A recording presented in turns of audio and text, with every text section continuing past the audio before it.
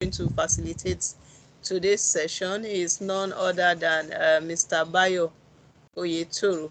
Good afternoon, Mr. Bayo. Can you please turn on your camera so our people can see you in the community? They are meeting you for the first time.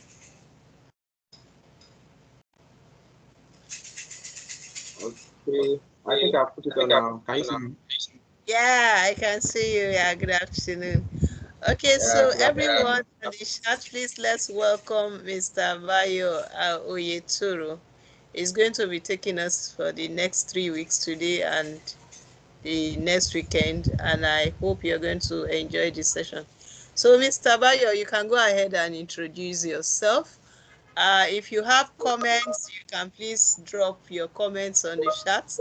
Okay, so comments are coming in, welcoming you into our midst. We love you. Thank you for making out time to take up the concluding series in our Microsoft Fabric training. Thank you so much. You're welcome. So you have the floor, sir. All right, thank you very much. Please confirm you can hear me. Yes, I can hear you. Please let's have your thumbs up or yes. You can unmute to say yes so that we can be sure that you can hear him clearly from your location. Mr. Oniya, thank you, Mr. Adewumi. Uh, thank you, Mr. Deji, for joining. Thank you, Mr. Oni. Thank you, Mr. Tolu. Sister Joy, thank you. All right, so you have the floor, sir. You can go on. All right, thank you. I'm really glad to be here to be part of this wonderful community. I've tried to check what the community has been doing so far, and I must say that it's really, really incredible.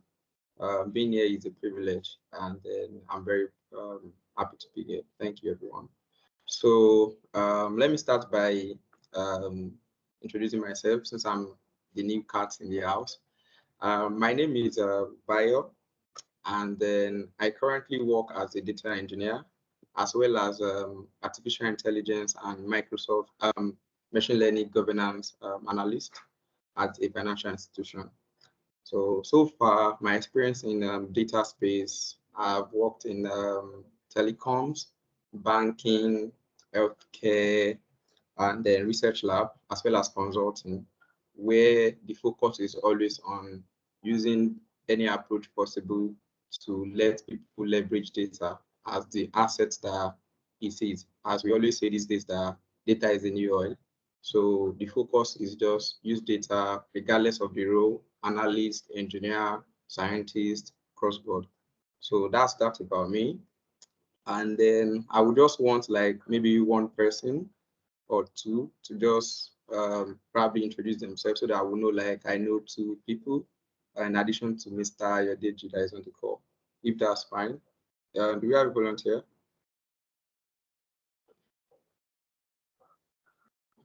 Okay, welcome, Mr.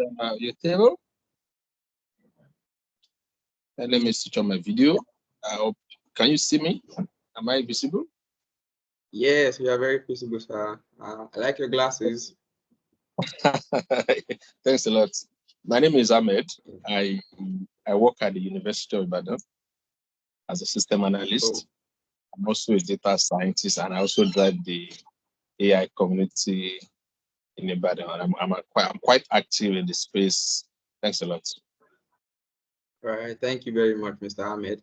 Funny how you did that. I graduated from University of Ibadan as well.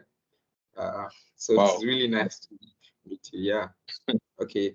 So since I've known one person now, I think it's okay for us to start. So it's okay to say if I ran into any glitch, I will just call on Mr. Ahmed. So he's my new friend.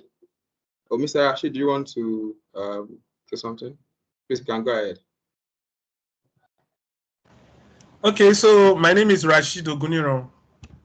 I'm a logistics supply chain professional, and I've deviated into data analytics proper. And so I'm co-lead of this Niger data platform. My colleague has been interfacing with you, and so we are all here to drink from your resume. Very intimidating, but we know that they are going to pour a lot for us today. Thank you very much, Mr. Rashid. Let me start sharing my screen from here so that we'll see what I have. So I'm coming. Yeah. Please, Mr. Ahmed, you can confirm if you can see my screen, please. Yeah, I can confirm. Data science in Microsoft Fabric. Perfect. So thank you. Thank you very much. So our focus today, or for this series, is going to be data science in Microsoft Fabric. And then what we are going to be using to demonstrate this is that we are going to be building a loan prediction eligibility automatically. So the machine is going to be predicting those things itself. So to demonstrate our experience in data science, and then the platform we're going to be using is going to be Microsoft Fabric.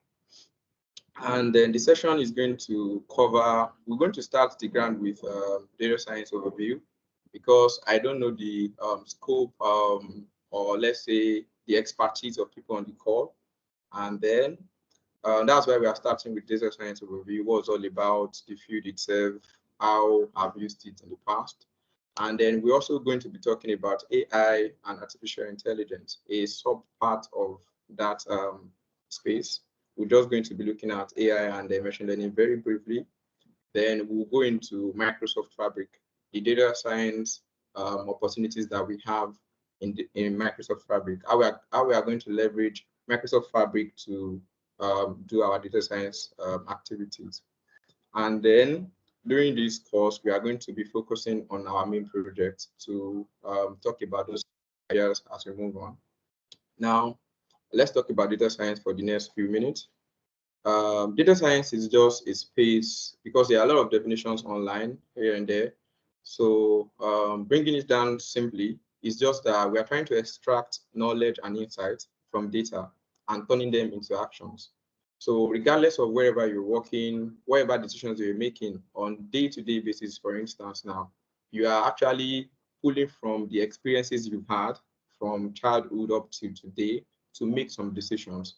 So if you have like somebody that you relate with, if you want to, the way you talk to them is from your experience of how the personality of that person is. So the same thing is for data science. You are trying to leverage information that you've gathered over the time, and you are turning them to insight that can be helpful to yourself or your organization.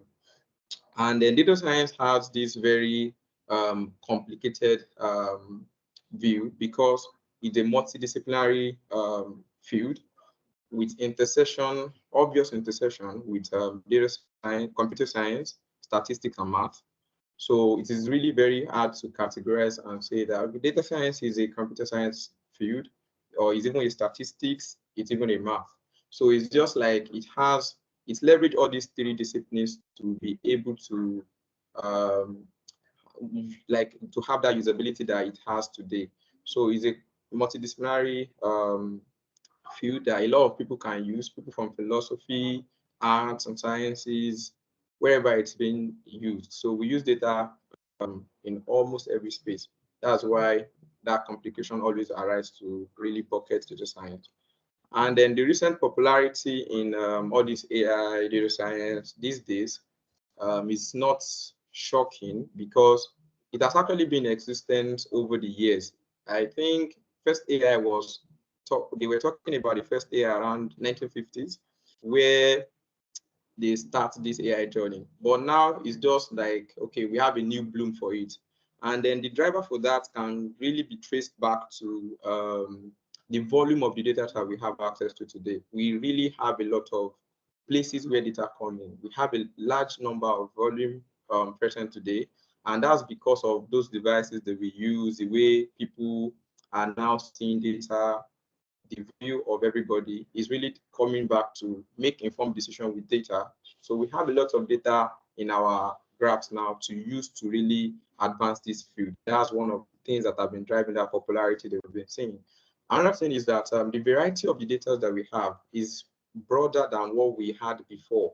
So the data variety is like, now we collect a lot of data. When I was in telecoms, they track data activity from the mast that provides network to everybody in real time. So that's like huge amount of data. And then data can vary cross-board. It can be video, it can be audio, all of it has been recorded and stored somewhere today. So we have variety and huge number of data. And lastly, the speed at which we generate this data is really huge. Data can easily be generated right now. As we are on this call, we are generating some sort of data in Microsoft Teams. They are going to be saying that, okay, some people had meetings, 10 people joined, and the session lasted for this hour. So the velocity at which generated data is very, very, very high. So those are the three key things that really drive this new growth in that data science space. Now, to really view data science on the high level, we just need to think about the life cycle of data science. It's starting from in the business space, we should understand the kind of problem we're trying to solve. This is where you ask questions from stakeholders, you gather things that you are trying to do. Let's say I'm trying to do a data science project now. So where I will start from is that I will try to pull up the business understanding from different teams, different units, different stakeholders to really consolidate my their questions, their pinpoint to one particular problem, that this is the problem we are trying to solve. So I should clearly be able to define what we're trying to solve, what I need to do it, and how I'm going to do it. So after that, I've understood what I want to do. Then we go to, okay, what do I need to do those things? We need data, right? What type of data? Where do I get it? Is it in a DB, a relational database, or no relational database? Is it even an Excel file? So that's where we go out there to go and gather data from wherever, or probably seek permission to those DB from DB8. And then after we've gathered what we need, then we now go to, okay, what I have, is it even cleaned? Is it useful for me? Then you start to wear your inspector lens again, where you try to figure out what can be the issue with this data and how to fix it. So, and to be able to clean data effectively, you need to explore those data. So exploration is just trying to see what the data is all about. You check those features that you have, you check every columns, every rows, you do some best practice operation on it to really get familiar with your data and be able to clean the data very effectively. So it's more of like we do exploration before we do cleaning. Then we move to either analytics that we want to do. Let's say you're just preparing a Power BI report, or you can step into where they now have advanced analytics. Let's say you are trying to make a very complicated prediction. Then you are now going to look at, okay, I'm in this data science, but I'm going to focus on the advanced analytics part, which is ML, AI. Then there you do another set of operation. Then after you finish this operation, you deploy, everybody use it, and then you visualize it wherever you want them to see what you built, how it's working, the performance, or even insights. So that's that about data science lifecycle, from business understanding all the way to where they use it. And then some. Sorry, Okay. sir. Yeah, Right. your screen is a kind of static. Are you sharing? Is it slides? Are you moving from one slide to the other? Yes, yes, yes, yes. Oh, it's Uh, static, right? yes, I think you need to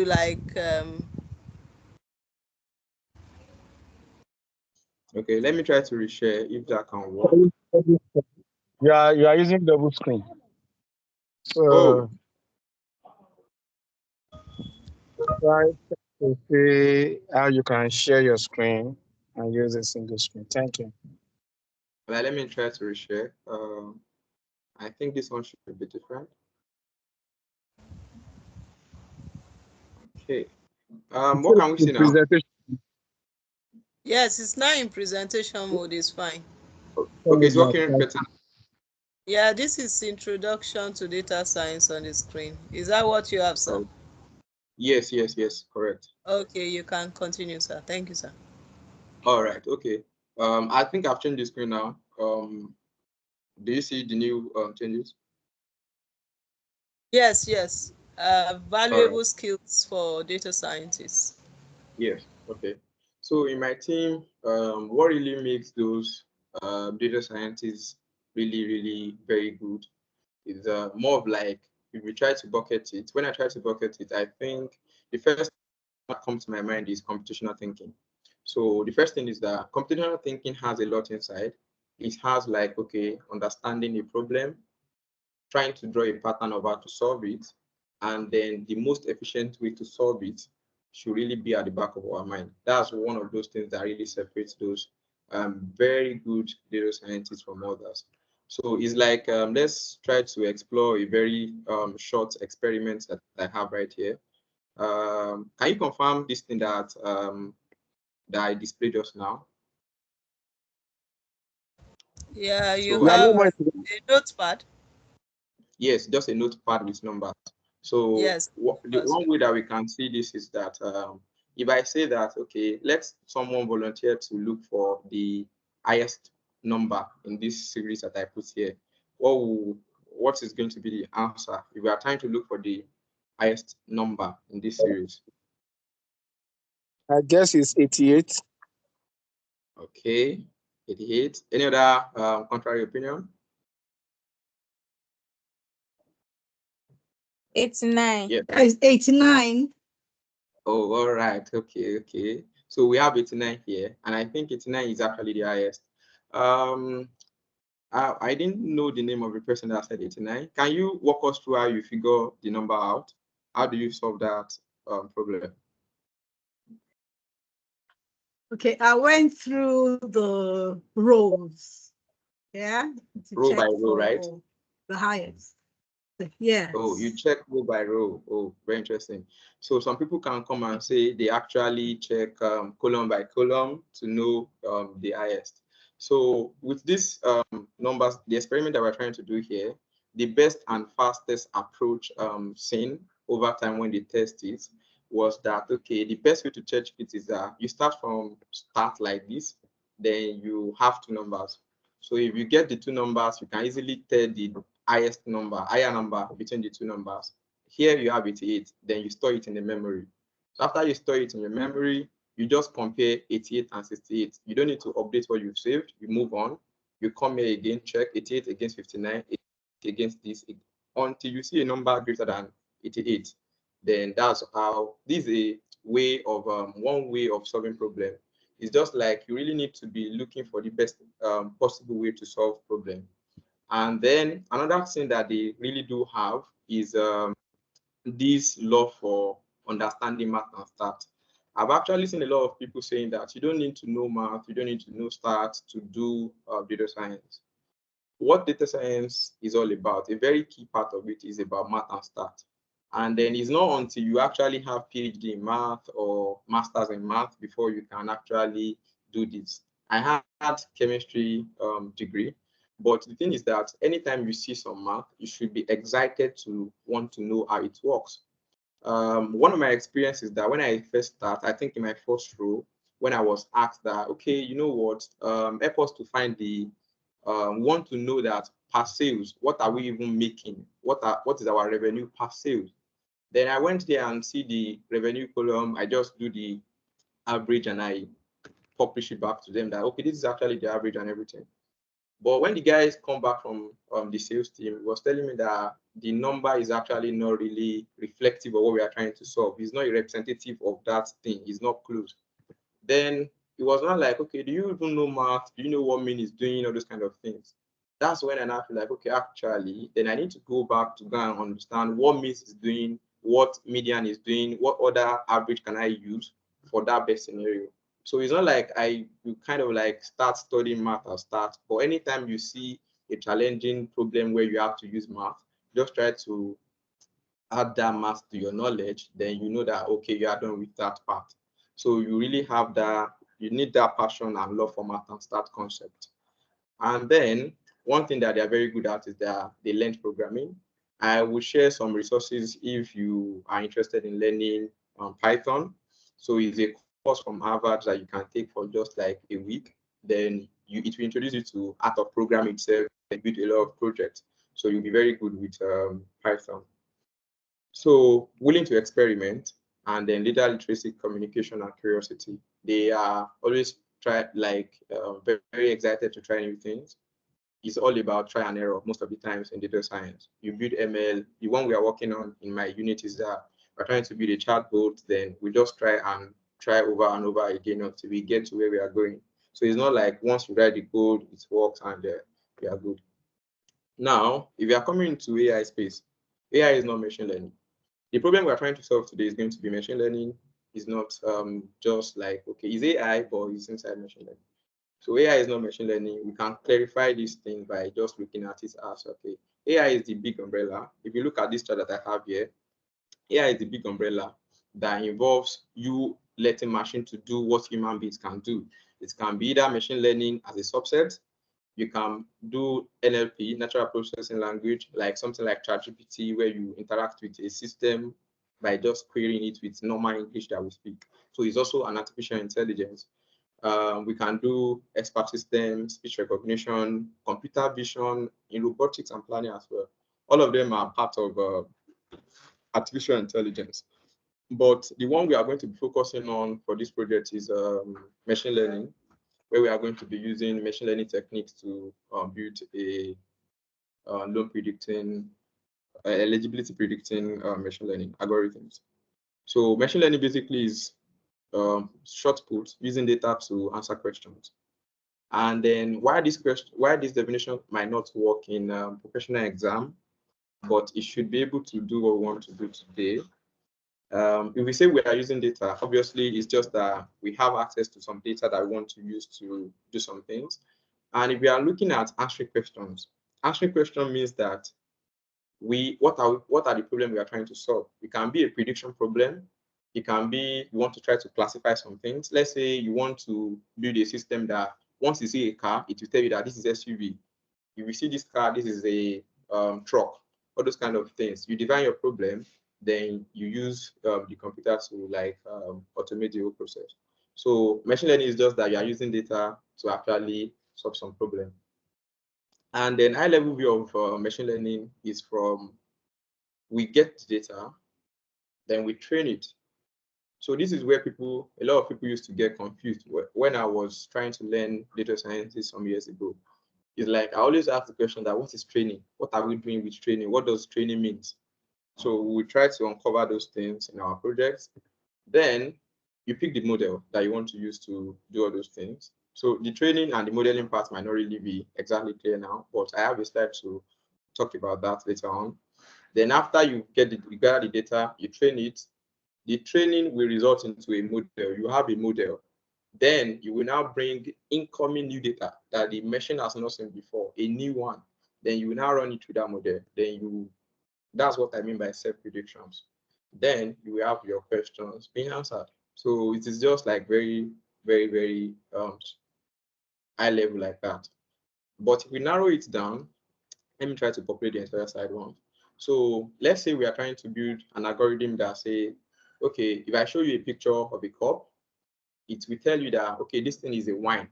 If I bring another cup and it's actually a beer, it will tell me that this is a beer. So let's imagine that that's the problem we're trying to build.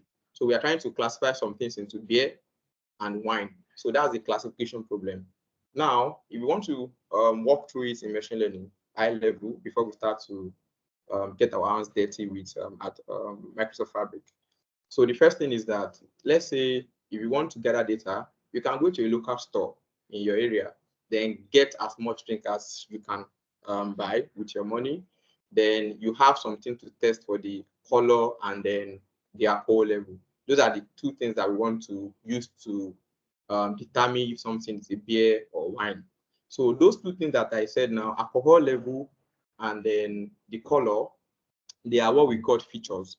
So if you see it in data science, they call it features. So those two things are the features that we want to use. We might want to use others, but let's focus on those two things. So you already buy the alcohol, you buy a lot of them, then you take it home. Then you now start to write the numbers that on the bottle, alcohol level, the color. Then you will end up having a table like an Excel format. You can have, okay, drink A, the color, the alcohol level. Then you now write the outcome. Because you already know before, this thing, is it a wine or a beer? You write it at the front. Then we have 4 columns like that. Drink A, alcohol, the color, the alcohol level, and then is it a wine or a beer? We have those things ready. We have that table format ready, and then maybe we've tasted some of it. Um, we have tasted some of it. We have drank a little bit. Then we want to proceed to the next phase. We have solved that problem of data gathering. Then the next thing is now like, let's prepare this data for what we want to use it to do. Then you cannot be thinking of, okay, do I just want to, you look at the data and say that, okay, when I was doing it, do I make any mistake? If there's any mistake, let me correct it. Now, you can also check that, do I buy more beer than wine? Then you fix that. Okay, let me ensure that my data set is actually of the same input. So that kind of problem that you're trying to solve now is that if you buy more of beer instead of wine, compared to wine rather, then you have your data set being biased. So you need to address those issues when you are preparing the data. So you can like filter out some things. Let's say you buy 10 wine and 20 beers, you reduce the number of beers, or you can add more wine to make sure that your data is of the same distribution. Then you can now also go to like, okay, do I just have it in my data set that I started by taking beers alone, then I come after wine? You might want to reshuffle those things so that your machine will not be learning that sequence. So you can reshuffle those things and put it inside. So that's one thing that some of those things that we do in data preparation. Now we are now going to choose a model. So if you are trying to choose a model, it's going to be like, oh, we have actually done some research to do some sort of operation classification problem that we're trying to do now. There are some algorithms that is out there that we can use. One of the simplest one that we can use is logistic regression. We can use SVM to do all those things. Then what we can say about this is that, okay, which algorithm do I want to use? Most of the times we use at least maybe 3, 4 sometimes to be able to like run it through several things, then we pick the best. So you can research about those models, their weaknesses, their strengths, how they work, if it's suitable for what you want to do, then you pick a model. And those models are nothing but statistical operations that they've typed on code that you just call and you use. So we did some sort of probability how to predict something. Some mathematician developed some things that work to predict something. Those are the things that we are using. Those are basically algorithms that we want to use. Then, as you've chosen your algorithm, then you now take your data and cut it into something. Let's say we have, at the end of the day, when we are taking the record of our wine and beer, we have like 100 rows. Then that's going to cost a lot in our salary if we are trying to use our money to buy it. But let's say we have 100 rows, and then we are trying to say, let's even put 70 inside the model, then want to use 30 to test. So that thing that we are trying to do now, you see, we included a column that has the result. Is it a wine or beer at the end of every row? That kind of things that we are trying to do. We are feeding a labeled data. What we want to see, we've already put it inside that data set and we put it inside the computer. That's what they call supervised learning. In scenario where those things are not there, where that column is not there, the output is not there, that's unsupervised learning. So that's supervised learning we are trying to do now. We are trying to do supervised machine learning. So now that we are going to get our data set and run it through that model with maybe 3 or 4 lines of code. We've splitted our data set into 70-30. Then the 70 machine will be trying to understand the pattern of what is going on inside there, try to understand the pattern and know the outcome. Once the machine save those outcome, when we bring in that new data, the 30% that we splitted, we will now remove the column that states that what's this output that we're trying to do. Then we'll now feed it in for the machine to predict itself. So by the time we expose the machine to that one, it will now be predicting that, okay, the color and the alcohol content is like this, then it's probably a wine, it's probably, then the machine will be giving us those responses. But we should just take very key attention to like, okay, models are not always accurate. Like they are not exactly 100% accurate, but they have a very high level of accuracy. Because we human beings, is always the same thing. If you see a drink, like let's say in a bar right now, and you didn't even see, they just pour it inside one cup, you can easily tell that this is even a beer based on the color. We know how it looks like. So we can easily tell. The same way machine can actually do that. Then after you've done your test and you see that, okay, this is not really enough, the machine is not doing so well in the prediction, then you can now you can do parameter tuning, which involves you can increase the training time, you can increase the learning rates just for machine to actually take time to do all those things very well. We'll talk about parameter tuning later on when we are doing our lab or the practice rather. Then you can come back and parameter tune and train again and evaluate until you get what you want. Then you have that done. So that is that about machine learning, AI, and all. Then supervised and unsupervised learning, we've talked about it. So let me pause here and see if there's a question about machine learning, AI, and then the whole scope that we've talked about so far.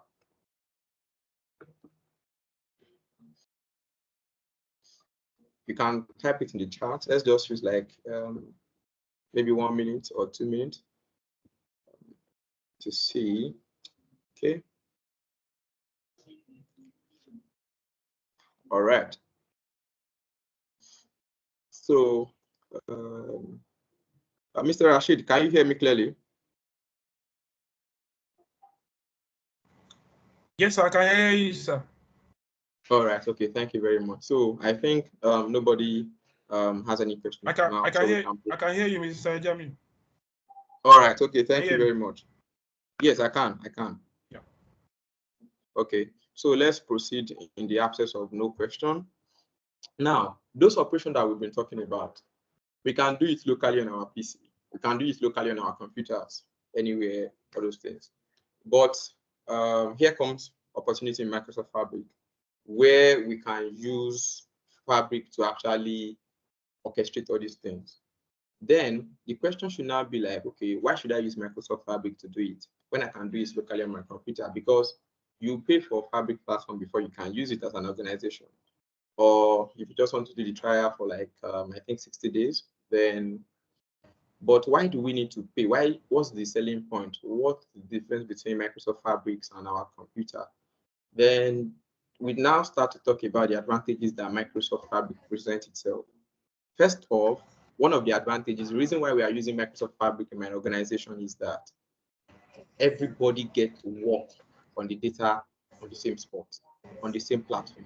There's no need to be saying that go and pull it out somewhere, you go and download the data or something. Everything is on one platform, end to end. A problem is coming, we just go to Fabric. If you want to be doing the engineering part, you go and do it on the Fabric. If you want to do the data scientist part, you come and do it on the Fabric. If you want to do the analyst part, you come and do it there with the single source of truth. So everybody has access to the same thing. That is one very key thing about Microsoft Fabric. It harmonizes everybody from every field together, all data professionals together. That's one of the major reasons why we are using it in my organization. So we see that opportunity for everybody to work on the same platform effectively. Another thing is that we know those tools that we're talking about, no code or low code.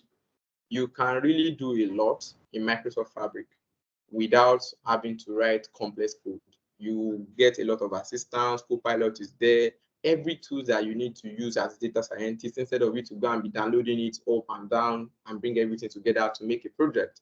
Everything has been provided. And some of those tools include, this is an interface of Microsoft Fabric, data science part. So you will see most of the key things that are important to data scientists are already here at the top. You can see ML model. ML model is a place where you can just build, train, all those, try your iteration over time, and then you have it there. You have experiment. Experiment is just like, okay, you run your model is somewhere here. You can do some evaluations. You can check the performance against another model. You know, I said we can use 4 or 3 models to do our classification problem earlier. You can have those models in that environment, and you can now start to analyze them. How does they work? We will see all those things as how they work. Before, you can just code it before and all those things, but here you can even quickly do all those things on the go by just clicking some things, and you can even share it with another person instead of you screenshotting your screen or trying to run it in the presence. You just need to add them. They will quickly see it and see what you are doing. So that's another advantage of Fabric. Then we have Notebook as well. Notebook is the distributed notebook that we all know that is a cell-based coding environment that you can very responsive. You can run code per cell, get your response before you move to the next cell. It's there as well. You can either create a new one or you can bring in existing notebooks to Fabric to make it work. Environment is now like, okay, you have dependencies. We pip install pandas, pip install numpy, all those things. You don't need to start pip installing something. You can create an environment and install those packages that you need for a specific project. Put it there in that environment. And when you are working, you activate that environment, you use it to do your project. So that's another thing about Fabric. So we call it package manager issue. So package manager issue has been one of those things that we want to do. If I want to write something, if I want to write a code, if I want to build a project on my laptop now, so let's say I need pandas and Panda is on 1.0 version. I will just say, okay, let me create an environment on my PC. I will write script to create environment, a virtual environment. Then I will install that pandas inside and I will be building my project with that. Once I'm done, I will deactivate that environment and save it somewhere. If I want to build a new project, I will come again and come and do pip install version 2 and build my project. Those are like where we build those things. Because if I make those things, if I don't build environment for it and I just install it on my computer wide, if I'm trying to now work on version 2 of pandas, there's now going to be issue. You will have a lot of issues. So that's why we always have environment to do all those things. And environment is now Fabric without you stressing yourself. You will get up to date version. You can even select the version that you want. We will see all those things. And then we can also import a notebook. Those are the key things that we have in Microsoft Fabric. And then we will see how it works. Notebook, Power BI. Another important tool that I'm here to mention is Wrangler. Wrangler is something that is very powerful. You know the way we use Power Query Editor? Instead of just doing is equal to trim, is equal to proper in Excel, we can just come to Wrangler. Wrangler is like Power Query Editor in this notebook. You can just go there, click on this Wrangler, you see your column profile, you can do anything that you want to do. And as you are doing all those things via GUI, clean this table, turn it to proper, change it to uppercase. As you are doing all those things, remove duplicates. The code is going to be automatically generated under it. By the time you want to incorporate it with your notebook, you will see the code presented to you. Then you run the cell and those operations will be done.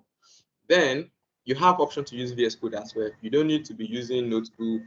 You can even use VS Code to do your operation.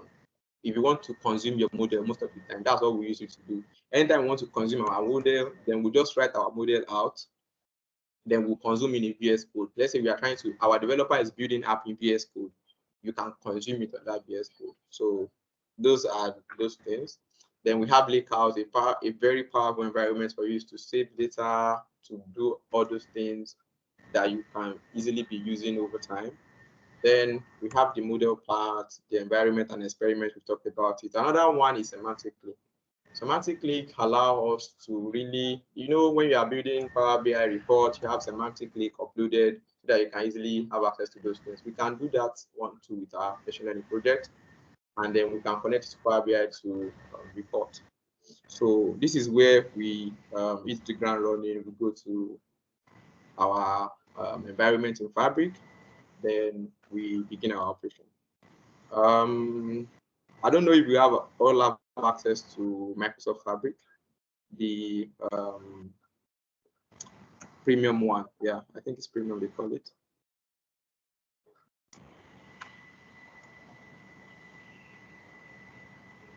How do we do this? Do we have access to Microsoft Fabric? Is there anyone having issue not having Fabric or something?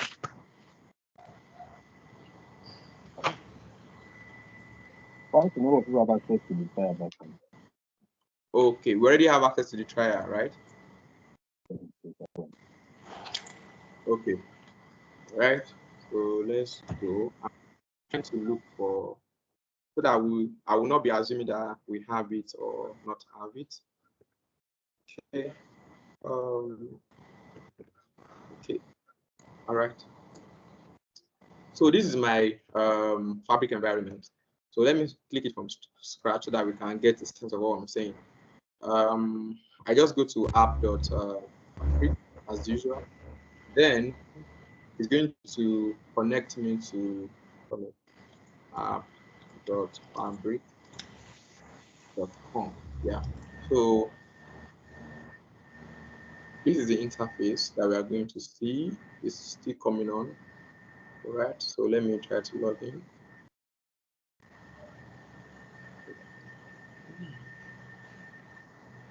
Mr. Ahmed, please, can you confirm if my screen is still dynamic, not that it's static somewhere? Yeah, the Fabric is loading. Yeah, the page is loading. All right, thank you very much.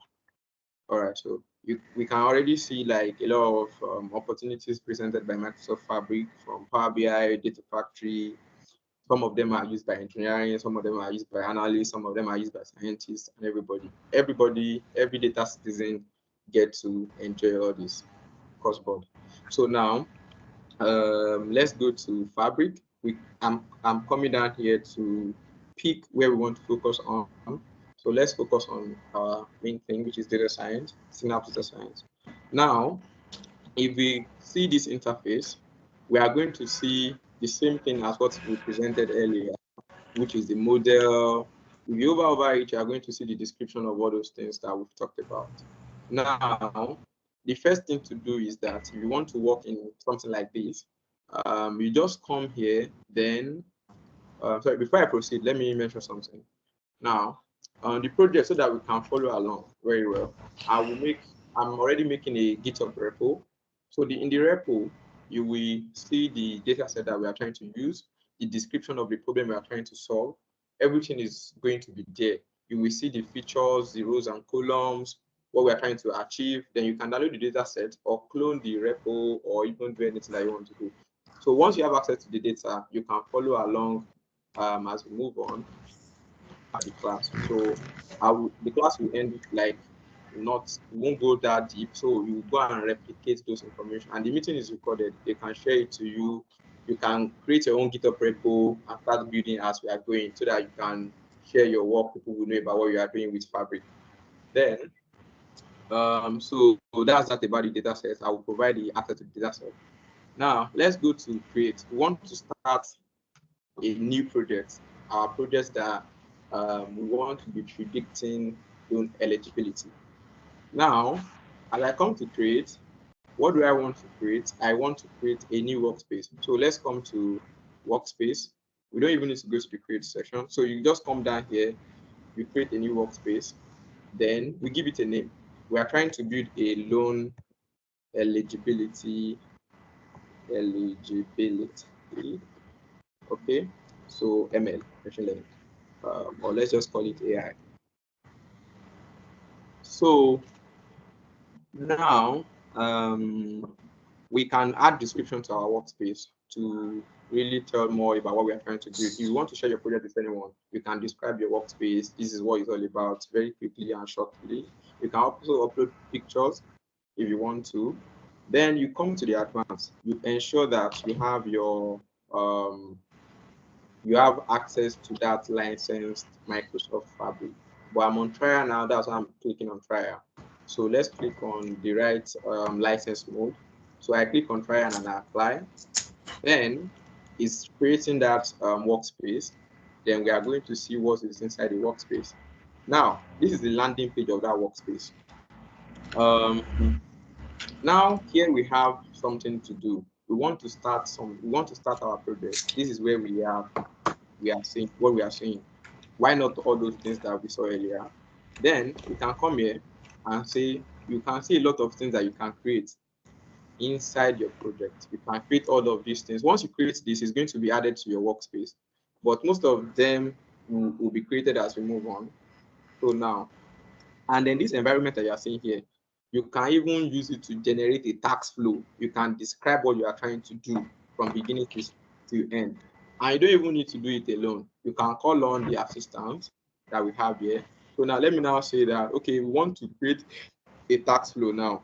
I can start to select any of these as we go on and build our own tax flow. But let's just use general and say select and see what will come up. Voila. Then we have this. This is the description of what we are trying to do, the flow of what we are trying to do from start to end. You see, get the data, you can describe it and add some item inside. You can come to store it in where? In a lake house or in a SQL server somewhere. You can have all those things there. Maybe a short blob. You can save the data somewhere.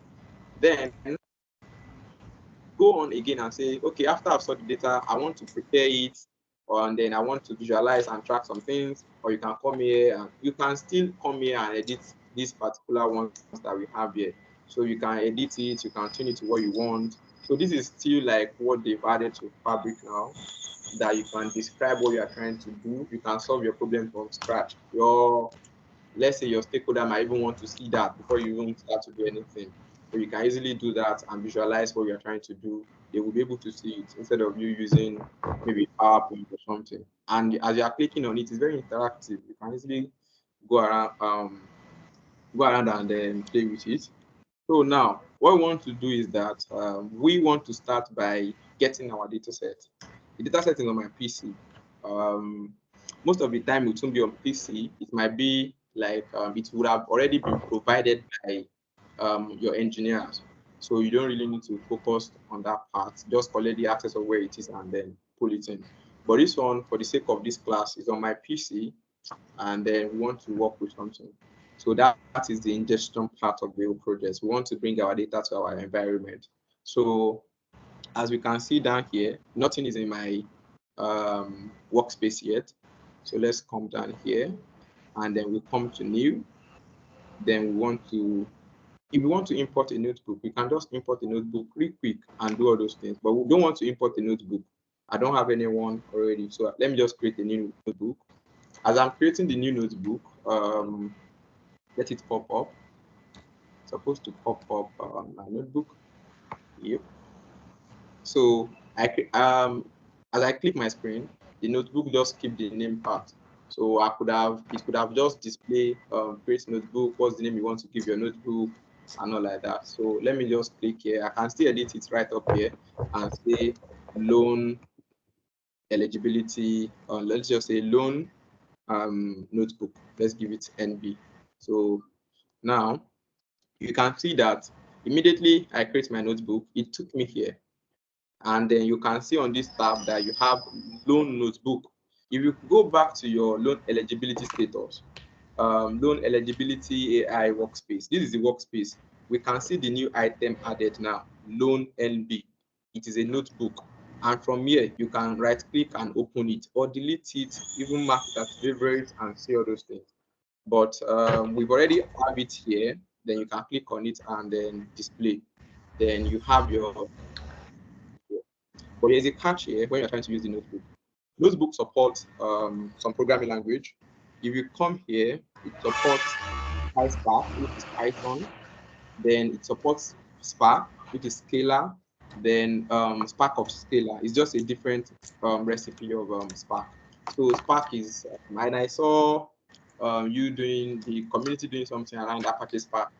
So it's just that we are leveraging on that distributed computing framework to do some things. PySpark, PySQL, Scalar, and we also have Spark R as well. So you can leverage the skills that you have in Python, combine it with Spark, then you get your work done faster. So those are the major things there. And then when you are trying to, before you start to run your work, you need to add a data source to it before your notebook can start running. So we always want to attach it to a lake house, like best practice, attach it to the lake house where the data is sitting down.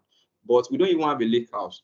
We don't even have any data. We are yet to talk about that part. So from here, you can just come to the Explorer pane and just click on that lake house. You see here, it's telling me that add a lake house. Nothing is there. Then I can come here and say, add a lake house. Is it a new lake house or existing lake house? I don't have a lake house already. So I just want to create a new lake house on the fly. So let me come here and say new lake house. Then I add the lake house. it's asking me for the lakehouse. Then I call it loan lakehouse so that I will be able to identify my object as I'm creating them. So I create loan lakehouse. Then it's creating. Let's see what it's going to bring afterwards.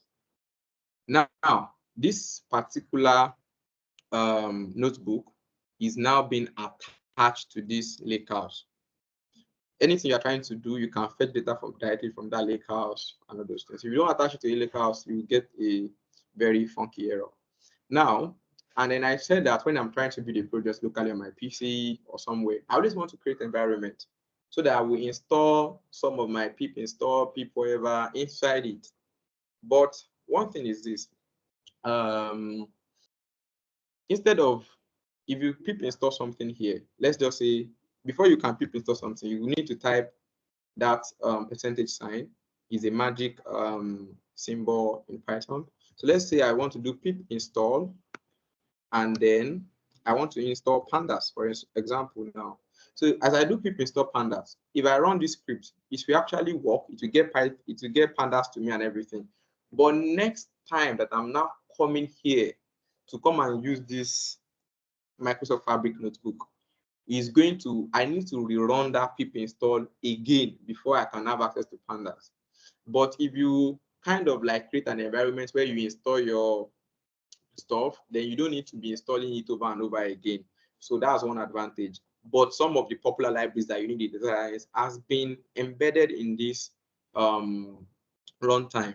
You don't need to start in pip installing pandas, seaborn, matplotlib, a lot of them, and even a lot of algorithm, some sort of common machine learning algorithm for different tasks has been installed here. You just need to import them instead of just going back and saying install pandas, from pandas import something, all those kind of things. They are already embedded here. So that's another advantage again. So how do we do environment? So what we can do in our environment space, you see, this is VS Code part that we're talking about. So how do we now add an environment to our work? You can just come back to the home. Let's go back to the home and say, I want to create an environment. Then I come here. You can see that the environment is asking for what do you want to do. Let's say loan environment. All right. Then we click on create. So inside that environment that I created now it's coming up, it's still coming on. So let's try to see it. Now, here in this environment, this interface, you don't need to write code and say pip install something. So a general package manager is PyPI. So that's where we mostly upload our libraries and we install from. So instead of now saying pip install, you can come here and say, I want to add it from PyPI. Then I come to the add ribbon and I select add from PyPI. Then I have this here. There is a common libraries that you can use. Let's say we want to use OpenAI now. So we can come here and type OpenAI. So I want to use OpenAI library.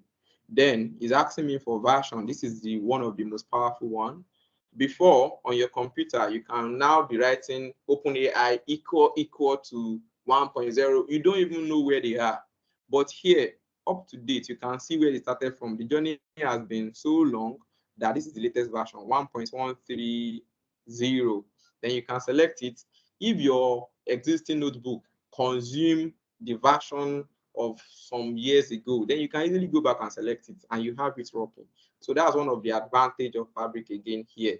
So as you're adding those libraries, you are adding them here and it's working. Next thing you need to do is that come to save.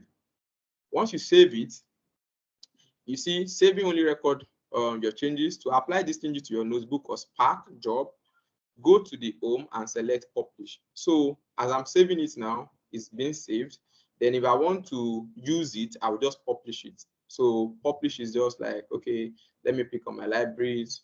You see, I have loan environments library. I can just come up here and publish it. Then I will have access to it in my notebook. Any notebook that I'm working on, I will have access to that environment if I attach it to them. So that is how to create environments, set the room, get all your what you are going to use. So most of the libraries that we are going to use in this workspace it has been embedded in the runtime. So we don't need to start installing like that. So let's see how it works. Let's even test our notebook if it's working now. Let's say print. Let's start. So let's say let's start, and I run it. You see, as I begin to run it, first thing starts to happen. It's telling me that it's trying to connect. Then what is it trying to connect to? It's trying to consume that session. It's trying to create a session for me where I can use to like do all my operation that runtime. So it's starting the session now for me. Then I'm saying print start. Then it prints start for me.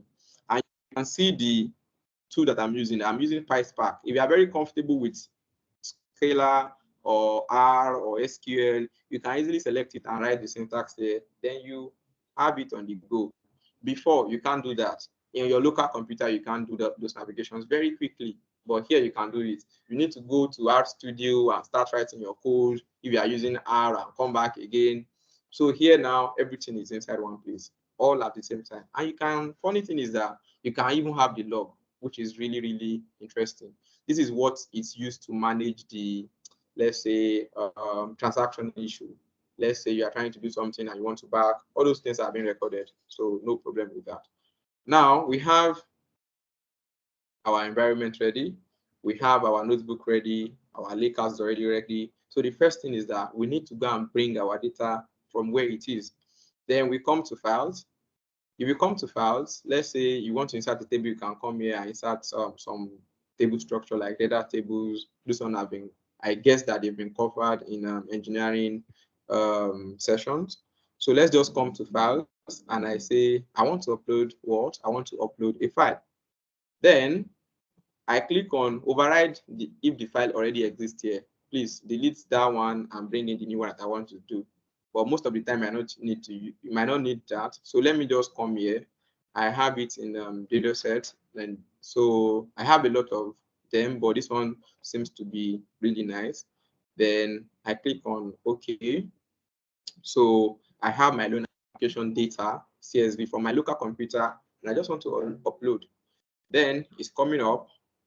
Where is it going to be uploaded to? It's going to be uploaded to my data lakehouse that I created, loan LH. So it has complete updating very quickly. Then we can see that on my file now, I have my loan application data CSV. If you click on it, you can preview what is inside and all those things. So let's say this is already been created. Let's refresh. Sometimes it might not show, so you need to just come here and click on refresh, then you have it. So let's go back to our loan eligibility workspace. We can now see that we have an environment, we have a lake house, then we have a loan notebook. So this is a semantic model being created for it, and this is SQL Analytic endpoint. So now let's click on our lakehouse and explore our lakehouse. And everything that you are trying to open will be added on this right tab so that you can easily navigate around all these things. That's the kind of experience you get to enjoy with Fabric alone. Now, I click on that file, my data set, and it's trying to display my data set. So you can easily see your data at a go. If it's in table format from SQL, you can see all of them in this particular space. So let's try to scroll down. The data set is not that much, so we kind of have this. So now let's even bring more data to this space. I'm trying to, let's say I want to upload more. Then, yeah, so this is my, let's come here and let's download. It's working on it. Then this is credit risk data set. I think this one is a little bit more than the others. So what I'm trying to do here is that I want to, this one that I open now is just 615 rows, which is not really very suitable for what we want to build. We need more data. The more the data, the better our machine learn, so that we won't start. And we are trying to do a very, ASA is a very sensitive problem. Loan is one of the way banks makes a lot of money, or any financial institution make a lot of money. So you don't want to be giving loans to who is not credit worthy. So now you can see now they are ready to So let's click on this. We can use this one, credit risk. And then most of the times, project that I've been seeing is built around loan status. The target column is always like, what's the loan status? Is it given or not given? So I want us to see it like this now. One key thing that differentiates scientists from other scientists is that those kind of projects, you want to be able to say that if you come to the bank and type your name, your age, your financial details, the machine should just show that, yes, give this guy a loan. No, don't give this guy a loan, that kind of thing. Why are we using something like loan status? You know, it's going to be like, what's the loan status of somebody? Somebody put in their data. Was the loan given? Yes. The loan, was it given? No. We are now using that column, yes or no, to actually let our machine learn. We need data that collects something about loans that have been refunded, loan that have been paid, like loan that really turned out well and loan that didn't turn out well. Then we try to extract the features of people that pay the loans and people that don't pay the loan. That's a better approach. So you kind of like have that kind of sense. It doesn't have anything to do with coding. It's just about the thought process. Like, okay, for me to build a better machine around this, it should be data set about who paid back. What is the profile of who paid back? What is the profile of who doesn't pay back? Not the profile of what was the loan given. Yes, if the loan given, your machine is just predicting that is extracting the features of people that were given the loans. So it's not going to be really effective in that way. So that is one of those key things that we are talking about. Problem solving is really needed in this particular workspace. So, and then again, our machine learning algorithm is just, our machine learning model is just like how quality is our data. If your data is, it can be garbage in, garbage out if data is not good. So we really need to be very cautious about that. So this data set that we have is credit risk. It's trying to see that, okay, what are the loans that have been given? Which one did they return? Which one they did not return? So that is the kind of things that we are trying to measure here. So going back to our notebook where we want to have it. So we have our data now inside our, you see, this place is not updated. So let's just refresh it to update what we have. Now, we have two things, loan application data and credit risk data set. So this is one we want to use, this credit risk data set. So let's minimize this tab. And then here, we come up here now, and then we hit start running and start our code. So here, let me pause again and check if you have any questions that I'm here to attend to. Okay. Let me just come randomly and see if is it Mr. Tosin or Miss Tosin or Mrs. Tosin? I don't know. Please, can you hear me, or how has it been so far?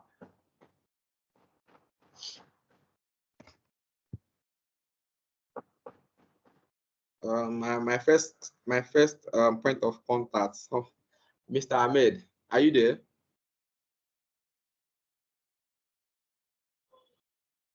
I am there. I'm there. What do you say? Sorry, I can't hear you clearly, sir. Yeah. All right. So let's try to now let's prepare our environment for let's start to write our code now and say setting of our workspace.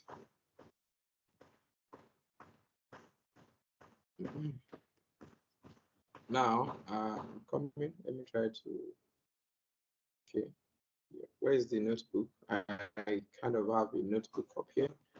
So this is a notebook of when I was trying to experiment what we had before. So let's just copy this part and then I will put it back on the notebook. So let's come here and say they are kind of a lot.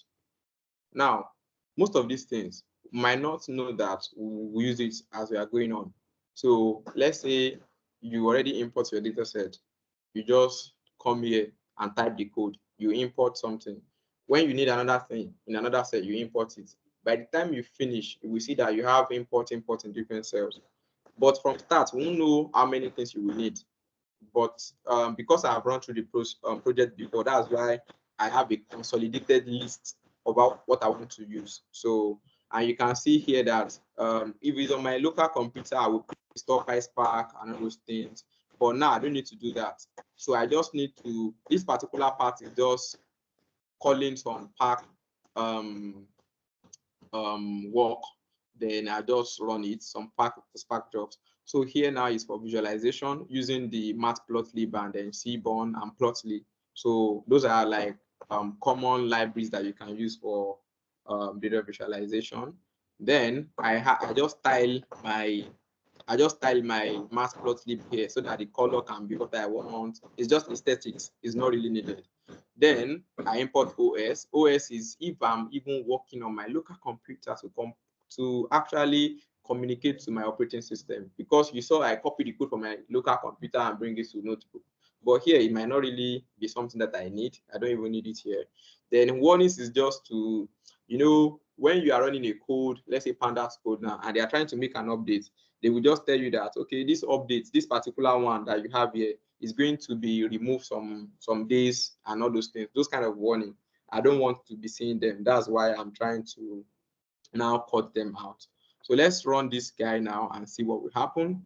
So let's begin to run it and see what's going to come up.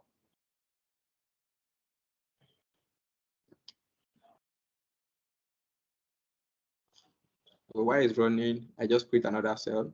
It's very good to write comments with our stuff. Don't worry if you don't know Python that much. It's just common language that I'm using Python. You can use R, you can even use C#, you can use all those things. But Python is very comfortable, very easy to use.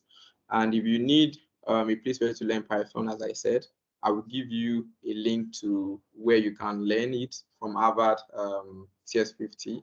So you can learn Python there, build a lot of projects. Then Pandas as well. They will walk you through how to use Panda and Matplotlib efficiently. So by the time you just finish learning, you will just come here and type your code, enjoy your experiment. So I always call it experiments somehow. So this particular line has been executed. So now let's just go to the next line. We want to just connect to our, we want to get our data from our lakehouse and bring it here. So this is where we write df. So let's say df is equal to, so I'm calling it df again. It's common best practice. A lot of people use df. You can call it anything. Df is just like, I want to call it data frame. It's just a fancy name that everybody uses. They always start from data frame to another thing. So we want to do df, then we'll say spark dot read. Don't bother again about the code snippet if you don't understand what I'm trying to do, what I'm trying to call. So by the time you learn Python and maybe a little bit of Spark, then you will be able to do all these things. It's just even one line. In my work, I only use Spark in this place. The rest, I make sure I use Panda so that it can be very easy and comfortable for us to do. It's not necessary you use Spark in all your cells. You can use Pandas that you are comfortable with before. So let's just use Spark to access the lake house, pull the data and change it to Pandas and begin to work with Pandas. So Spark read options. So it's going to, so what I want is, I want headers. So coming, the header is going to be true. Then from our headers now we can go to, let's say, let me just, that's this thing, so dot option, let's say option this time around now. So let's just try to do a first schema. Most of these particular one, they are already covered in, I think, DP600, just to introduce you to Spark and visit in lakehouses. So let's say schema is 32 as well. In first schema is just that we are trying to get that data schema. The column is just basically the schema. So this is my auto completion that is trying to mess up. So that's CSV. So let's say now here we just need to input the location. So the location of where our this thing is inside files, as you can see in this particular place. So we say files, then we do what's the name of our data set? So let me expand. So the name of our data set is credit risk. Then we type in data set dot CSV. So that is the name of our data set. Now this one is I think this particular one is optional. So cache is just like, you know, our cache rocks in memory just to save some data until you switch off or something like that. So let's now run this particular one if there is no problem with it. So let's see how it works. It's still running. It's telling me that one Spark job is running. So anytime you run a code in Python in Spark, it's considering them as a Spark job. So most of the time, we use it a lot in engineering more than data science. But big data now involve Spark because it's distributed computing. So now we've accessed our data set as the data frame. So now we need to just transform it to so best practice again. So I will just come up here and write the getting data set from lakehouse. Okay, so all right. So I have the data set from my lakehouse. Now I want to bring it to pandas or transform it to pandas anyhow. So here in the you just be df is equal to. So this one is going to override the variable. I declare a variable here called df. Now I'm now saying df again. So if I run anything, print df, instead of coming to run this df, it's just going to run this other df that we have here. So as you are declaring the variable down, it gets to update itself. So that's one thing that we should pay attention to. So df now, I now say df dot to pandas. So I just write df to pandas is just a method that I just need to call. Then as I'm doing this, it's going to change my data set to df. So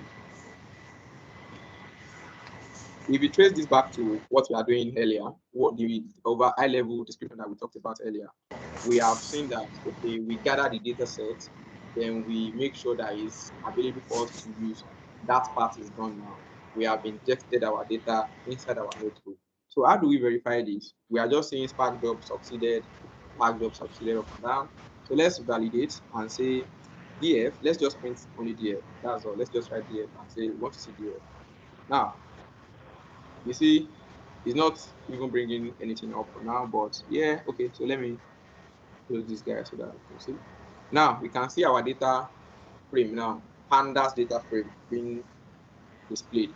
So it's telling us that our data has 32,581 rows, 12 columns. We can easily see all those things. So now I think this is, and if you count the column 1, 2, 3, 4, 5, 6, 7, 8, 9, 10, 11, 12. If it's more than 12, if you try to truncate it and then bring it back to let's say the one that you can see. So now that is one thing that is there. Now that we validate our data set is here, the next thing that we want to do is that we now try to even start and validate that is our data clean enough, is our data do this enough. So but before we do that, let's try to understand the data set now. It's telling you I will just go through the columns one after the other, but to go through the column one after the other, I can easily see it from here and then run it.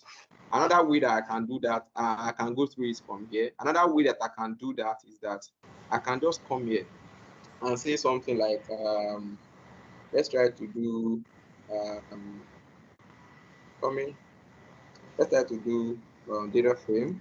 This one is a Spark command, right? So let's just do display. Let's do display data frame. I want to display data frame.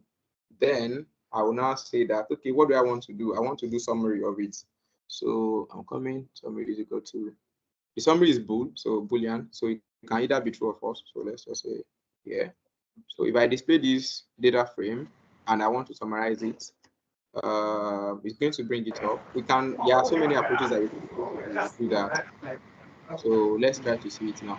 So there are so many approaches that we can use in pandas to do this. We can even visualize data set in Excel if it's not too big. So it's not always about the tools, it's about what you have at your disposal to use and you are comfortable with. So here, I can come here and start describing the column for you guys, but I just write summary of it. I want to see the summary of it. So this one tells the better picture. So now it's just home ownership, is a string, unique things that are there is 4. So it has 4 distinct values, or unique values rather. Then we have loan grade 7, we have loan intent, the string. So now you have to still know more about what some of them means. You might not even know what they mean in plain terms. So in that repository that I'm going to create, you are going to see the description of all those things, the schema and all those kind of things. So I'm going to walk you through what this one means, what you're supposed to expect, and all those things inside the repository once you have access to it, and you will be able to do it. So that is that about ingesting the data inside this environment. Now, let's even try to use one of the most common way of checking data set in, let's say, data frame.ed. Then we try to use it as 5. We want to visualize the top 5 the same way we have it up here. Then we can see what they mean, and you can now begin to guess what those features means. So this is a feature now. Anything that you see here, a column is a feature, a column is a feature, a column is a feature. And the loan status that you are seeing here, it means that 1 means was it repaid, 0 means it was not repaid. Like 1 means it was repaid, 0 means it was not repaid. So we want to track the features. We want to guess the patterns at which people that are paying, do they have similar patterns? People that are not paying, do they have similar patterns? So when we bring in new pattern and run it through our model, the model is going to tell you that this guy he will not pay. Don't give him loan. This guy will pay, give him loan. That's what we're trying to do here. So is the injection part clear, please? Mr. Rashid?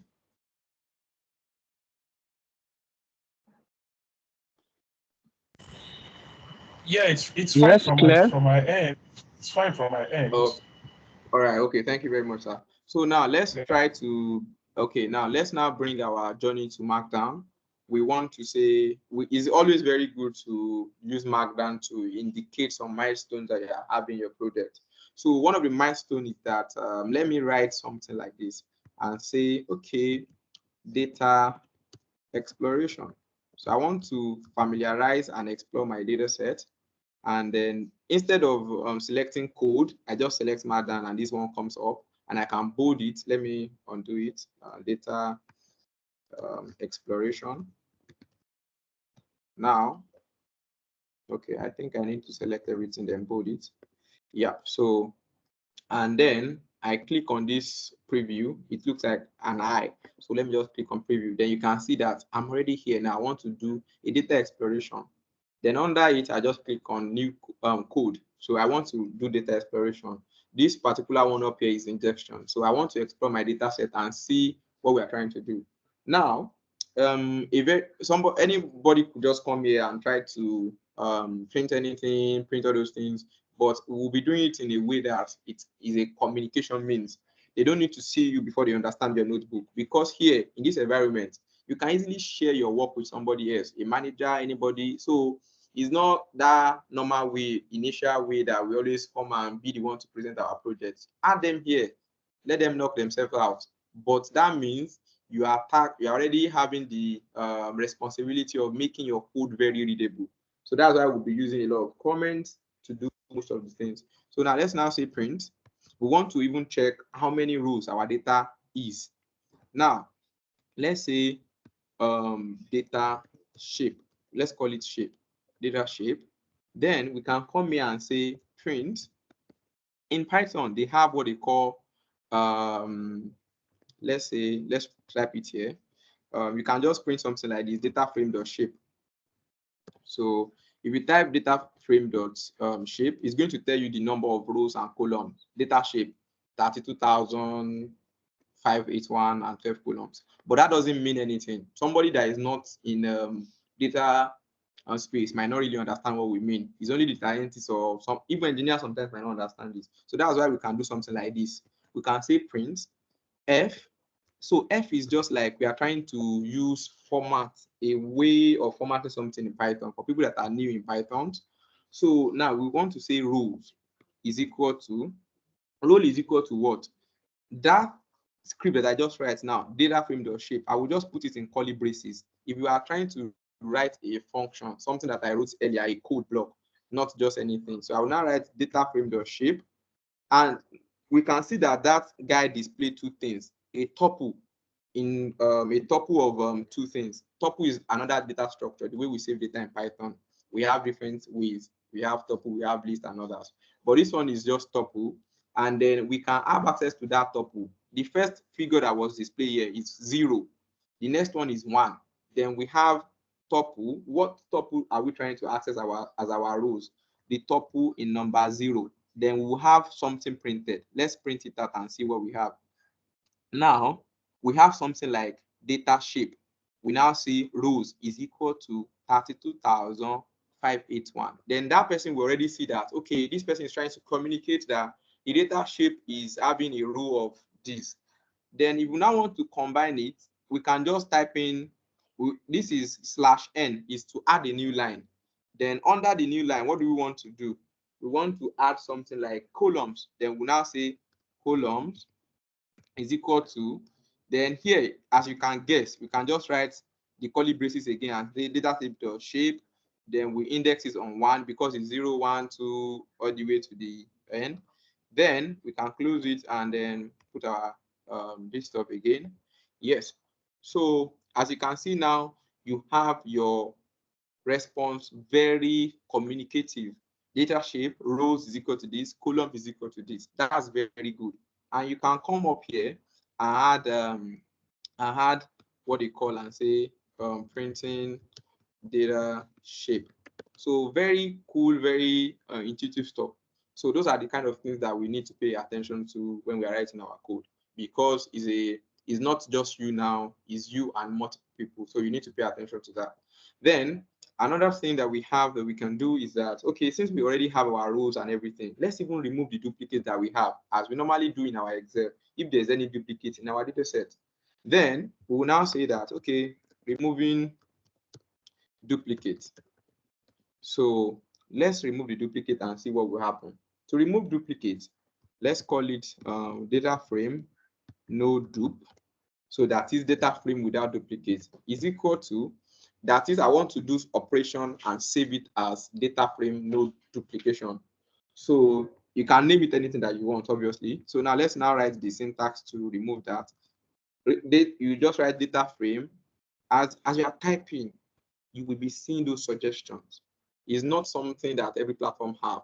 You, before initially on your computer, you will be writing a lot of these things yourself, but you have something to assist you now. You see drop level, drop NA means none. So you want to use duplicates. Just write df.drop duplicate. Then you just close the parentheses. Then after you've done that operation, to be able to see that how many duplicates do you even remove, then let's come here and just come here and say that, okay, you know what, after we remove the duplicate, though, we want to print the new shape. So we'll now come up here and say new shape of our data set now. But it's not going to be data frame again that we're going to check. It is going to be data frame no dup. And this one too will be data frame no dup. So it's the new shape that we have now. So let's now try to run that thing. So you see our new shape is now 32,209. You can see the changes right here. So you can, anybody that is reading it will see that, okay, this is a initial one. Then when they remove the duplicate, they have this. They already know that there's a duplicate in the data set. So if there's no duplicate, you won't see any difference. So that's one of those key things that we have there. And then now we can even say that, okay, if we want to count how many duplicates that we have there, we could have included a line of code that can tell us how many duplicates we remove and say that there are I think it's about 552 now. Yeah, the difference is 552. Yeah, so we can write a code that will print that there are 552 duplicates, then we'll see the new shape. So that is that about the shape. And another thing that we can do is even that we can now try to separate our data set into numerical columns and then non-numerical columns. That is categorical. So anything that we are trying to do now is going to be like, okay, if you want to work on columns that are numerical, you can work on it. If you want to work on one that are not numerical, that are categorical, then you can work on it. So those are the two things. How do we do that? Now let's use it and say segregating our data or defining the variables or features. We call it features most of the times. So features in the data set. So we want to define the features in the data set. Now to do that, we can write numerical column, numericals. So and say numericals is how do we access numerical? Do we need to go back up there and be checking these prints that we print and say this one is numerical or not? But we can automate the process and type something like column in, let's say, for it's just a Pythonic way of writing it. I could have write for columns in columns. So, but I don't want to do that. I'll just say columns for col in df no dupe. So these are our new data structure, that new data set that we are working with, df no dupe. If I say df no dupe dot columns. So what this one means is that you see this df no dupe is telling you that go and get all the columns in df no dupes. And I'm now saying that this thing is a loop. So I'm now telling it that for every column in this list that is going to be provided. So let's try to even see how it works. Let's try to comment this guy out and bring it to the next line so that we can see what is going on. So let's try to run it. I think it's a method. Okay, then we can just run this one. It's not a method. So you can see as I run the df no dupe, it's giving me a list of all the columns in the data set. But if I come back up here and say that, okay, numerical is for columns in df in that list that is down here that we have here, for all the columns that you see there, if the df, I'm coming, df no dupe dot, let's now do it like this, col dot d types, that is the data types.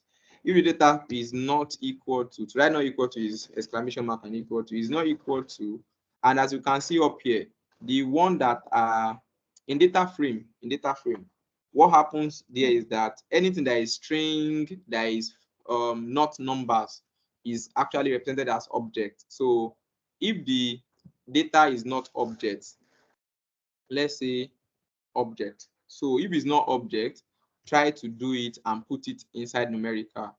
So that is one thing, one way of doing it. So this is just a comprehension. A very basic one would have been for columns in col, and my col is something like this. This is just a comprehension. By the time you take that Python course, you should be able to do it. Now let me copy this guy and then do the same thing for categorical as well. So let's now call this one cat or categorical, and say that if it is not, if it's equal, instead of saying that, one thing is that we have object, we have integer, we have float, we have all those things. We can't be listing them. If it is not object, save it as categorical, then we have that. We will now see how those things really work together. So let's run the code block. It's already been run. Now let's print our numerical and see what we have. So if we print numerical out, we are going to see person's income, the age, the employment length, the year of employment in length, in years rather, loan amount, the interest rate, the credit history of the person, the loan percentage, income, and loan status. Those are the numerical ones. And if you come here, you can validate that and see that we're actually on the right spot. But now let's now print categorical and see what we have, if we print categorical, we are going to have home ownership. This one is just like rent, if they don't rent or something like that. Loan intent, what they want to use it to do, maybe education, maybe medical, maybe vacation. Loan grade, then the person's default on file, has the person defaulted before or not before. So those are the kind of things that we have. That's how we kind of like bucket our data. So separate the numericals from the categorical, because same operation can be done on numericals. Similar operation can be done on categorical. Instead of doing it one by one on each of them, you can just do it at a go. Now, that is that about brief exploration of our data set. And then let's just do one last operation, which is there are different ways to explore the data. You might decide that, okay, do I have any null values? Do I have maybe outliers and all those kind of things? To do that operation is actually scheduled for next class. We explore the data in depth to print, to visualize, to use statistics to visualize our data and understand it, outliers, range, everything very deep. Data exploration is supposed to be next, but let me just visualize this and see but I have a code written for that already. So let me just come here and pick it up. I can share the note. I will share the notebook as well on my on that repo so that you can fall back to it and use it to like work. So now let me explain the code block. Is that we have maximum age.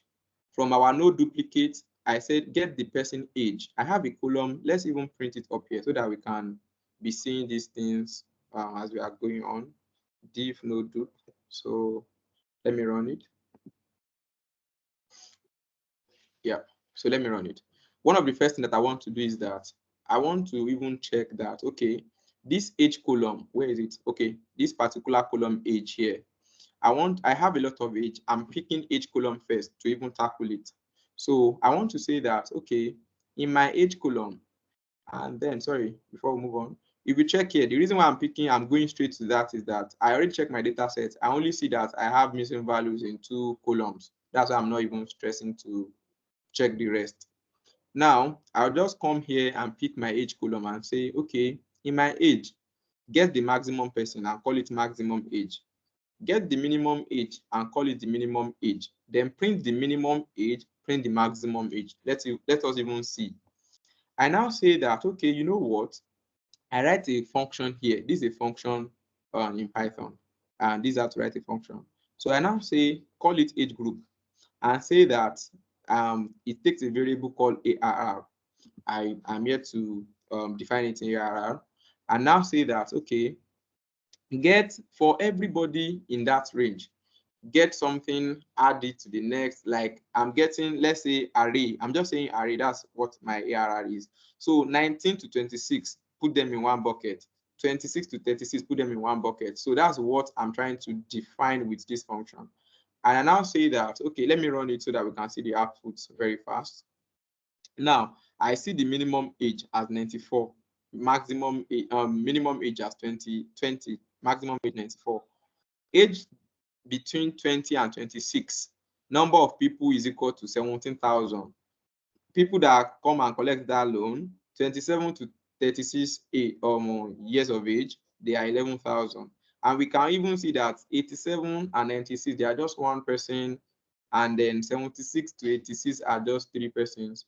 So that is how I view that this thing. I view the age column to tell some story about the age column and even know that, okay, what range are those people, and what motivated my bucket is that I check it online that people between the age of 20 and 26, they can be put together. People between 27 and 36, they have the same features, all those kind of things. So that's why I bucket, that's the reason why I bucket my age like this. That's why I selected 19, 26, 36. It's not just random number. You can pick any random number, obviously. But I'm just trying to say that people in the same behavior range, statistic, research-wise, people in the same behavior by age range. So I just print them out and I get this.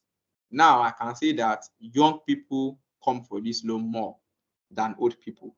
Then you should know that, okay, this is probably a loan for young people, not for old persons.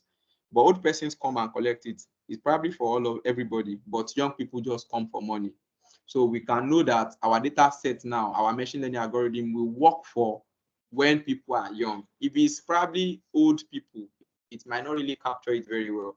But now we know how we are trying to build those things now. If you want to talk about, if you want your machine learning to see more about that age, you need to collect more data about that age range. So that's one of those reasons why we are doing this. Majority of our data sets, our loan applicants are young folks. So that is that about that one for today. I think we have already covered introduction to data science, the Microsoft Fabric experience, what we tend to gain, and then how we can even structure our code and put some of our workflows, set up the environment that I want to use, get our work going up to this place. So before next class, we can try to follow the steps that we follow today. Go to the GitHub, download the data set, create a Fabric workspace, create your notebook, put the codes there, upload your data inside the lakehouse, create a lakehouse, and attach it to the notebook. Then you begin to work. So you just try to, you can even explore more about this data if you are very if you are very okay with using pandas, so you can just use it and explore more.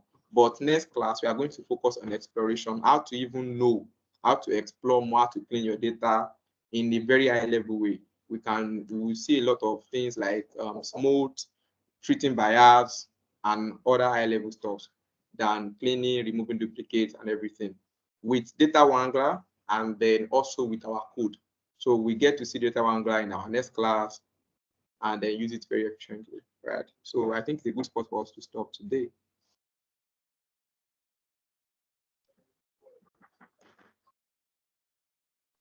Thank you very much. Well done, sir. There are a couple of comments, questions, requests on the chat. So I'll just read some for you very quickly. They want the link to the Python course, so you can please drop the link on this chat. They also want the link to the GitHub where they can download the data set. Okay. All right. Okay. I'm doing that already. I'm trying to get that. Okay. Please, if you Is there have anyone any with more questions? question, please ask. You can unmute and ask your question, please.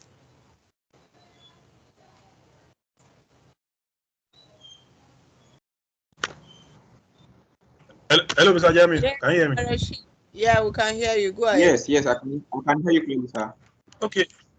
Okay, so thank you so much, Mr. Jamil, for this amazing session. Chat room, you'll have seen a lot of accolade going on because even me myself, I'm wild away, sincerely. I can't pretend. We've had a lot of presenters in the past, and for me, I think I resonated with you, especially. But my question is this: because when we put out invites out there, we invite both newbie or experienced people. So for me, the people that are attending our sessions doesn't have to be professional. There are people that does not even understand anything at all. They just want to, So for me, as an experienced person, in the journey of data science, what do you think the roadmap should be so that the people will not be blown away? Or let's say, okay, I want to mentor some people on data science roadmap. What is your advice, and what are the step-by-step that if someone can take that will make life easy for both the mentor and the mentees? That's my question, sir. All right, thank you very much. Thank you very much for the question. So the roadmap is just like, let's start with this. If you go to YouTube today and type something like roadmap to data science, you will get a lot of questions. You will get a lot of solutions rather, and the different way people have tried to approach it. So I will just share my own approach, how I go through it. Me coming from chemistry background now. So how I did it was that I started by learning for data analytics. And data analytics is just that I learn Excel, I learn Power BI, and I learn SQL, those 3 tools. Then after I learn those tools to solve some problems, then I now begin to go back to mathematics and statistics. Just very brief one on Harvard courses, on Udemy. I just more maths that I need to be able to be okay, because sometimes you can use some mathematics to write some things and you won't be able to even defend it. So the journey is like once you cover the ground of how to use Excel, Power BI, and SQL first, go to where you learn basic math and stats. So after learning basic math and stats, then you can progress to even now do data in Python. So you learn Python. What do you learn in Python? Do you learn the whole of Python? No. The thing that you learn in Python is that in that course that I shared now, there are just 9 topics there, 9 basic things, from how to declare a variable, how to print some things, how to write a loop function, how to create exceptions, object-oriented programming. They will walk you through that journey. Then you'll be very good with Python programming. Then there's now a section of Python that is used by data professionals, very common: Pandas, NumPy, Matplotlib, Spark. Then you will now go specifically, because Python is public use. You can use Python to do a lot of stuff. Just focus on Pandas, Matplotlib, Seaborn, Plotly, all those things. Be very specific when you are learning the Python. But the fundamental is very clear. Learn every concept, then come back to now be selective about Pandas, all those things. So Excel, Power BI, SQL first, mathematics, then Python, and Python for data analytics, those libraries. So after you've done that, during the process, they will already introduce you to use Jupyter Notebook, because those libraries that I mentioned are best used in Notebook. They will tell you how to use it in notebooks. So after getting familiar with Python, then now start to learn machine learning. So machine learning is not really difficult. The only thing that is really different about machine learning is that everything that you've learned so far, you will do it. You will gather data, you will clean it, you will explore the data. You could have covered all those things when you are learning from your previous journey. The only thing that you now need to add to it to be able to say, now I'm a data scientist, is that just learn how to run model and save the model. And to save a model is just, to run a model, to train a model is like 10 lines of code maximum. To review the performance of the model is like 6 lines of code. So those are just the 6 lines of code that you'll be adding. Then you now just need to explore that, okay, that lines of code, that 10 lines of code, what am I actually doing there? Then you can see that by that time, if you focus on Excel, Power BI, SQL first, data analyst journey first, learn mathematics and go to Python, then you can now learn those lines of code that I mentioned now. You will already see yourself being a very good scientist. You would have built like at least all this model that we are trying to build now. You'll be able to build it conveniently, and you can even get job. So by the time you now step into that role that requires you to face more problem, then you now get to now see that, okay, you are now learning every day, everything has started to come more together. So I think that's how I go through it. It's not really a generic one, just how I went through it. Does that answer the question? You answered perfectly. Thank you so much. So there is somebody, Elio, said she cannot hear my question very well. So Elio Joe, the question is that for somebody who is new in this journey, what are the roadmap, or what are the step by step that the person needs to take, to become like Mr. Jami Oyetoro? Permit me to use that word. Do you understand my question now? Hello, Elio Joe, please respond. Okay, that's my question. Thank you, everyone. I appreciate this session. Thank you so much. God bless you. All right. Sorry, any more questions?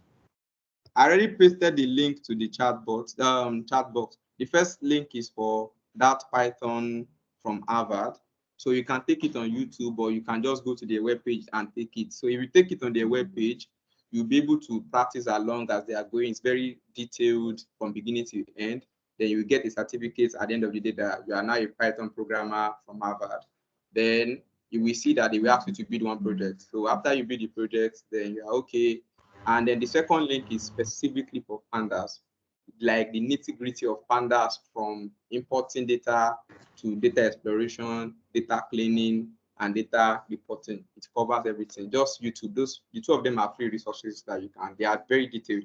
I use them during my journey as well. Thank you, sir. All right. So let me try to check if there's any more questions. So it's just the link for the repo that remains. So I'm already trying to fine-tune the repo. Then I will send it to Madam before the close of today. So you will get the link today. You will see everything. I'm just fine-tuning the repo so that you can like walk through it without any other assistance to break it down very well. So one more question. One more question, right, sir. Okay. I don't know. Are you familiar with documentation, process of documentation on repo end to end? Okay, I did a project now, and I want to report it on GitHub. Is this something you can handle, sir? Yeah, sure. So yes, to handle documentation on GitHub repo, from experience, I've done some of them. So let me try to go to my are you still seeing my screen? Yes, I can see your screen, sir.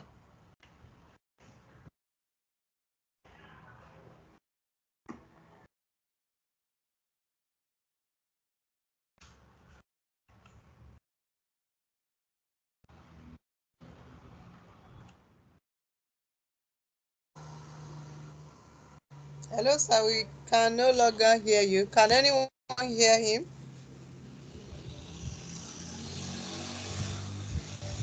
No. Okay, I guess it's network glitch.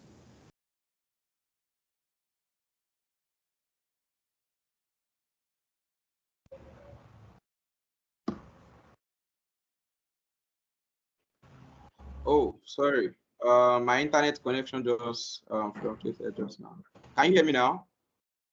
Yes, we Loud can and hear you clear. now. Can go ahead, Okay, sir. and can you still see my screen? Yes, please. Okay, all right. So now let's say we are trying to document something on GitHub. It's just really very easy stuff to do. I'm familiar with it to answer your questions point blank. But to now even show like one of those things so that we will know what it covers is that let's see this one. I'm trying to build a loan application model. You see here, I write something about the README file. It's just a markdown that I write on my computer. I push it to GitHub. Then I give the overview, the features that I'm trying to use. Then I mention some prerequisites like the Python, the dependencies that you need to install, how to even clone it, and then how to even install those dependencies, and the use case, mention the contributor as well. So it can even go further than this. So documentation on Python should just be about you trying to tell your story, and you need to consider the people that want to read it. Always try to think of people that will read it don't know anything about what you are doing. Then you should focus on those kind of people. By the time you focus on that kind of people, your work will be very granular, and then experienced persons too will be able to pick it very quickly. Yeah, so Thank you so much, Mr. Jamil. But I think after today, we might look for an opportunity to bring you on board again to come and just start the process and end it with an already prepared project, how it should be documented. Is that fine, sir? all right. Yeah, no problem, okay. no problem. Okay, I'll reach out to you after this class, sir. Thank you so much, and God bless you. All right, thank you very much. All right, So, thank you, everyone. over to You you. still have question? Hi, Mr. Rashid. You still have No. further question? I said over to you. That's what I said. Oh, thank you, sir. Okay, thank you, everyone, for joining. I guess you Your time was valuable. We had an insightful session. Thank you, Mr. Bayo. We really appreciate today's session. It was really impactful and very, very insightful. Everyone is very happy and they commented. And we want to implore everyone to please join early next weekend, for us to take the part two of this predicting loan using Microsoft Fabric with data science. So we are expecting to see more people. Please try to also invite your colleagues to join this session, especially those that are looking forward to migrating into data science, or those that are newbies in data science or intermediate in data science. This session is for you, and for pro in data science as well. You are also highly welcome. So we appreciate you all. Please do enjoy your weekend, and we'll see you again next week. Thank you very much. God bless you all. Bye for now. All right, thank you. Bye. Thank you.